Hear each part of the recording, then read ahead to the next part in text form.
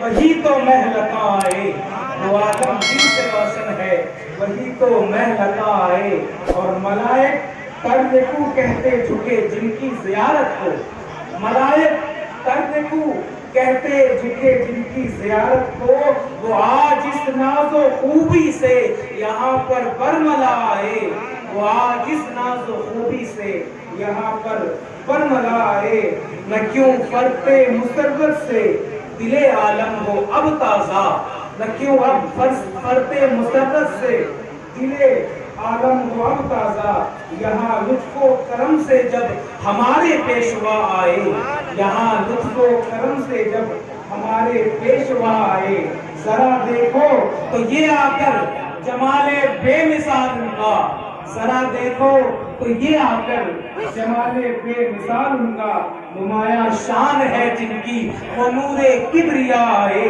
نمایاں شان ہے جن کی وہ نور کبریا آئے۔ اللہ تبارک و تعالیٰ نے ایسا عظیم اور عظمت والا رسول ہمیں اور آپ کو عطا فرمایا ہے، ہم کیوں نہ ان کی آمد کا چرچا کریں، ہم کیوں نہ ان کا ذکر کریں، ہم کیوں نہ ان کی نعتیں پڑھیں یار، جن کے صدقے میں یہ زبان ملی ہے، جن کے صدقے میں یہ جان ملی ہے، جن کے صدقے میں یہ کائنات اور جہان ملا ہے، جن کے صدقے میں یہ وجود ملا ہے، میں اس نبی کا ذکر نہ کروں، میں اس نبی کی نعت نہ پڑھوں، میں ان کا چرچا نہ کروں، میں اگر اپنی پوری زندگی میلاد میں گزار دوں پھر بھی اس نبی کی آمد کا، اس نبی کے نور کا، اس نبی کے احسان کا بدلہ نہیں چکا سکتا۔ ساری زندگی ہم اگر میلاد میں بھی گزار دینا تو جو حضور کا احسان ہم پر ہے ہم اس کا بدلہ نہیں چکا سکتے۔ ہاں، ہم کیوں نہ اس رسول کا چرچا کریں یار، صدیاں گزر گئی، آج زمانہ گزر گیا حضور کو تشریف لائے ہوئے، لیکن سال کے بعد پلٹ کر پھر جب کبھی میلاد النبی کا دن آتا ہے، وہ مہینہ آتا ہے، ہم ایسا ماحول بناتے ہیں، ہم اتنی روشنیاں کرتے ہیں، اتنے چراغاں کرتے ہیں، اتنی لائٹیں لگاتے ہیں، ماحول ایسا بناتے ہیں گویا کہ ایسا لگتا ہے عرش کا دولہ آج ہی زمین پر آنے والا، ہم ایسا ماحول بناتے ہیں اللہ تبارک و تعالیٰ کی فضل سے۔ اور کیوں نہ ہو، وہ کسی نے کہا نا کہ زمین سے آسمان تک، آسمان سے لامکاں تک ہے، کہاں کھولے تھے گیسو یار نے خوشبو کہاں تک ہے۔ ہاں، حضور کو آئے تو زمانہ ہو گیا، لیکن حضور کی آمد کی خوشبو، حضور کی آمد کا تذکرہ، ان کا چرچا، ان کا ذکر گلی گلی اللہ نے پھیلا دیا ہے۔ ان کے دیوانے، ان سے محبت رکھنے والے ہر گلی ہر کوچے میں موجود ہے، اور حضور کی آمد کا پرچم لیے ہوئے اعلان کر رہے ہیں، لوگوں آج ہمارا رحمت والا رسول آیا تھا جس نے ہمیں غلامی کی زندگی سے آزادی دلائی تھی، آج وہ رسول آیا تھا جو ہمیں گمراہی سے نکال کر ہدایت کی راہ پر لانے والا تھا، آج وہ رسول آیا تھا جس نے ہمیں بتایا تھا تمہارا مالک کون ہے، تمہارا خالق کون ہے، تمہارا رب کون ہے۔ ارے حضور کے آنے سے پہلے تو ہماری پیشانیاں نہ جانے کہاں کہاں سجدہ ریز تھی، حضور تشریف لائے اور آ کر کے بتایا، لوگوں تم نے درختوں کو معبود بنا لیا ہے، لوگوں تم نے جانوروں کو معبود بنا لیا ہے، لوگوں تم نے پتھروں کو خدا سمجھ لیا ہے۔ کہا ارے یہ سب تمہارے معبود نہیں، یہ سب تو تمہارے رب کی بنائی ہوئی مخلوق ہے، انہیں تمہارے لیے پیدا کیا گیا ہے۔ تمہارا مالک تو وہ ہے جس کی کوئی مثل و مثال نہیں ہے، تمہارا مالک تو وہ ہے جو ساری کائنات کا پیدا کرنے والا ہے۔ ہم قربان جائے، وہ رسول آیا تو اس نے ہمیں بتایا کہ تمہیں سجدہ کس کے آگے کرنا ہے، پیشانی کہاں جھکانی ہے۔ ہم اس رسول کا تذکرہ نہ کریں جس نے ہمیں خدا کی شناسی سے روشناس کروایا، جس نے ہمیں بتایا کہ تمہارا خالق کون ہے، تمہارا مالک کون ہے۔ آج وہ رسول آیا ہے جس کے بارے میں پورا قرآن جس کی نام پڑھتا ہے، یار قرآن جس کی نام پڑھتا ہے، اللہ نے قرآن میں بڑے نمایاں اور نرالے انداز میں اپنے محبوب کی تعریف کی ہے۔ جب بات محبوب کے زلفوں کی ہوتی ہے تو قرآن کہتا ہے وَاللَّيْلِ إِذَا يَغْشَىٰ وَالنَّهَارِ إِذَا تَجَلَّىٰ۔ جب بات رسول کے قدم کی ہوتی ہے تو قرآن کہتا ہے لَا أُقْسِمُ بِهَٰذَا الْبَلَدِ وَأَنْتَ حِلٌّ بِهَٰذَا الْبَلَدِ۔ اور جب میں اس آیت پہ پہنچتا ہوں تو یہ بات ضرور بیان کرتا ہوں، لوگ کہتے ہیں، علماء کے درمیان، مفسرین کے درمیان اختلاف ہے، کسی نے کہا کہ مکہ معظمہ یہ شہر افضل ہے مدینہ سے، کسی نے کہا کہ مدینہ افضل ہے۔ پوری روئے زمین پر یہی وہ شہر سب سے زیادہ افضل ہے. کسی نے کہا کہ مکہ افضل ہے, کسی نے کہا کہ مدینہ افضل ہے, لیکن پھر ایک دیوانے نے کہا, اس نے کہا کہ سنو میری تفسیر ذرا سا دیوانے والی ہے, ذرا نرالی ہے. کہا سنو, جب تک میرے حضور مکے میں تھے تو مکہ افضل تھا, جب حضور مدینہ چلے گئے تو مدینہ افضل تھا. تم جہاں جہاں گئے مجد و شرف بھی تمہارے ساتھ رہے. وہ کسی نے کہا تھا نا کہ چند لمحوں کے لیے ٹھہرے تھے تم جس پیڑ کے نیچے. ہاں, یہ شان میرے حضور کی ہے. کہا کہ چند لمحوں کے لیے ٹھہرے تھے تم جس پیڑ کے نیچے. سنا ہے آج بھی اس پیڑ کا سایہ مہکتا ہے, سنا ہے آج بھی اس پیڑ کا سایہ مہکتا ہے. اور قرآن کہہ رہا ہے, اللہ فرماتا ہے کہ میں اس شہر مکہ کی قسم کھاتا ہوں, لا اقسم بہذا البلد. اور تمام مفسرین کا اتفاق ہے کہ هذا البلد سے مراد مکہ ہے, شہر مکہ. تو اللہ نے اس شہر مکہ کی قسم اس لیے نہیں کھائی کہ یہاں پر اللہ کا گھر کعبہ ہے, یہاں پر چاہے زمزم ہے, یہاں ساری دنیا اس کا طواف کرنے آتی ہے, یہاں مقام ابراہیم ہے, یہاں اللہ کا گھر ہے.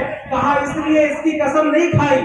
ہاں, اس کی ساری فضیلتیں اپنی جگہ ہے. اللہ کہتا ہے میں اس شہر مکہ کی قسم اس لیے کھاتا ہوں وَأَنْتَ حِلٌّ بِهَذَا الْبَلَدِ. محبوب, یہاں آپ جو رہتے ہیں, یہاں آپ جو چلتے پھرتے ہیں, آپ کے قدم ناز جو اس مکے میں پڑے ہیں, اس نے اس کی فضیلت اور افضلیت کو بلند کر دیا ہے. میں اس شہر مکہ کی قسم اس لیے کھاتا ہوں. قربان جائیں, وہ رسول آ گیا ہے جو رسول نماز میں اگر اس بات کی خواہش کرے, التجا کرے, اللہ یہ جو کعبہ ہے وہ میرا قبلہ ہو جائے, تو میرے جد ابراہیم کا قبلہ تھا. دل میں حضور نماز میں دل میں خیال گزرتا ہے, اللہ کاش میرا بھی قبلہ وہی ہو جاتا جو میرے دادا ابراہیم کا تھا. ابھی حضور نماز پڑھا رہے, امامت فرما رہے, صحابہ پیچھے ہیں, حضور نماز میں ہی ہے, دل میں خیال گزرا, جبریل ملائے اعلیٰ سے آ گئے. کہا قرآن کی آیت آ چکی ہے, قد نرى تقلب وجهك في السماء فلنولينك قبلة ترضاها. محبوب, آپ یہ چاہتے ہیں کہ کعبے کو آپ کا قبلہ بنا دیا جائے, تو میں بھی یہی چاہتا ہوں کہ اسی وقت آپ اپنے چہرے کو قبلے کی طرف پھیر لیجیے. یا اللہ تیری نماز تو پوری ہو جائے. رب نے کہا محبوب میری نماز بعد میں پوری ہوگی, تمہاری مرضی پہلے پوری ہوگی. نماز کی حالت میں رسول اللہ نے کعبے کو اپنا قبلہ بنایا ہے. قربان جائیے, یہ وہ رسول ہے جس کے دل میں کوئی بات گزرتی ہے تو عرش پہ ہلچل مچ جایا کرتی ہے. یہ وہ رسول ہے جو زمینوں کی سیر نہیں کرتا ہے, جب یہ سیر کرتا ہے تو پھر آسمانوں پہ جاتا ہے. اس کی سیر کے لیے سواری آسمان سے براق آتی ہے, ان کو لینے کے لیے جبریل آتے ہیں, اور جبریل بھی ان کی بارگاہ میں بغیر اجازت نہیں آتے. یہ وہ شان والا رسول ہے کہ یہاں جبریل بھی بغیر اجازت کے نہیں آتے, اور انہیں اللہ اپنے قرب خاص میں بلاتا ہے. ارے وہ ایک موسیٰ تھے جنہوں نے رب کو دیکھنے کی خواہش کی, کہا اللہ طور پر خواہش کی, تیری آواز تو بہت سنی ہے, تیری آواز جب کانوں میں پڑتی ہے تو رس بھول جاتا ہے. اللہ تیری آواز جب کانوں میں پڑتی ہے تو رس کھولتی ہے, آواز تو بہت سنی ہے, آج تیرا جلوہ بھی کرنا چاہتا ہوں. اب دل میں یہ خواہش ہو گئی ہے کہ تجھے دیکھ لوں. رب نے کہا موسیٰ لن ترانی, نہیں دیکھ سکتے, تاب نہیں لا سکو گے. کہا مولا دیکھنا چاہتا ہوں. کہا دیکھنا چاہتے ہو, چلو ٹھیک ہے, ہم اس پہاڑ پر اپنی تجلی ڈالتے ہیں, اپنے نور کا جلوہ کرتے ہیں. فَإِنِ اسْتَقَرَّ مَكَانَهُ فَسَوْفَ تَرَانِي. اگر یہ پہاڑ اپنی جگہ پر ڈٹا رہا, قائم رہا, تو تم مجھے دیکھ لو گے. لیکن پھر کیا ہوا, فَلَمَّا تَجَلَّى رَبُّهُ لِلْجَبَلِ, جب اللہ نے اس پہاڑ پر اپنی تجلی اتاری تو وہ پہاڑ ریزہ ریزہ ہو گیا. وَقَرَّ مُوسَىٰ صَعِقًا, اور موسیٰ بے ہوش ہو کر گر پڑے. وہ موسیٰ تھے, رب کے جلووں کی اتنی سی جھلک دیکھی, تاب نہ لا سکے, بے ہوش ہو کر گر پڑے. قربان جاؤ, معراج کی شب جب اللہ نے محمد رسول اللہ کو اپنے قرب خاص میں بلایا، اپنے پاس بلایا تو اتنا پاس بلایا، تنا فتدلہ وکانا قاب قوسین او ادنا، اللہ کے مصطفیٰ کے درمیان اتنا ہی فاصلہ تھا جتنا ایک کمان کے دو کونوں کے درمیان ہوتا ہے، اتنا پاس بلا کر کے رب نے مصطفیٰ کو جلوہ دکھایا اور مصطفیٰ کی پلکیں بھی نہ جھپکی اور انہوں نے رب کا خوب جی بھر کے گزارا۔ یہ شان ہمارے رسول کی ہے۔ جبریل نے کہا حضور یہاں سے آگے میں نہیں جا سکتا، میرے پر جل جائیں گے۔ وہ نوری مخلوق، وہ فرشتہ، وہ ملک کو کہتا ہے اس سے آگے میں نہیں جا سکتا، میرے پر جل جائیں گے۔ ارے جہاں جبریل بھی نہیں جا سکتے وہاں امر والا کرم والا مصطفیٰ پہنچا کرتا ہے، وہاں اللہ کا رسول جاتا ہے۔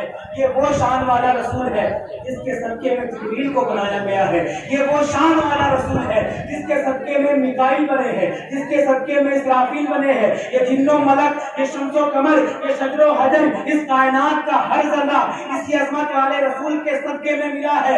اور جب آپ جانتے ہیں آخر وہ وقت جب قریب آیا، جب اللہ کو اپنے محبوب کی ولادت کرنی ہوئی، وہ نور جو اول میں آدم کی پیشانی میں چمکا تھا، وہ نور جو آدم کی پیشانی سے پہلے اللہ کے قرب خاص میں تھا، اب وہ نور جب سلسلہ وار اس دنیا میں آ گیا، کبھی آدم کی پیشانی میں چمکا، کبھی نوح کی پیشانی میں چمکا، کبھی ابراہیم کی پیشانی میں چمکا، کبھی اسماعیل کی پیشانی میں چمکا، آخر میں جب وہ نور عبد المطلب کی پیشانی میں چمکا ہے اور ابراہا جب اللہ کے گھر خانے کعبہ کو ڈھانے کے لیے آیا تھا، آپ جانتے ہیں حضرت عبد المطلب اپنے لوگوں کے ساتھ پہاڑی پر چڑھ گئے، وہ ہاتھیوں کا لشکر لے کر کے پہنچے تھے۔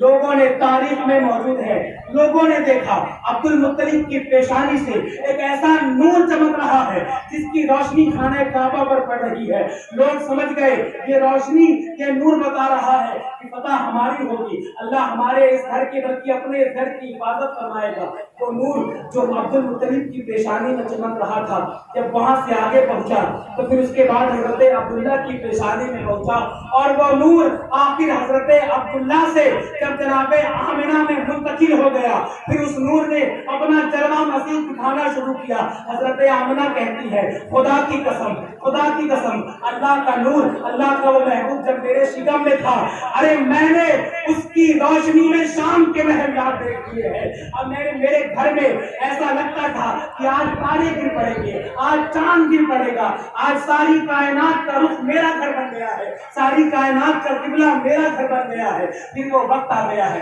ولادت کا وقت قریب ہو گیا ہے، رات ہو گئی ہے۔ اب رات یہ چاہتی ہے اللہ ولادت جلدی کر تاکہ یہ سعادت میرے حصے میں آئے، یہ ولادت کی سعادت میرے حصے میں آئے۔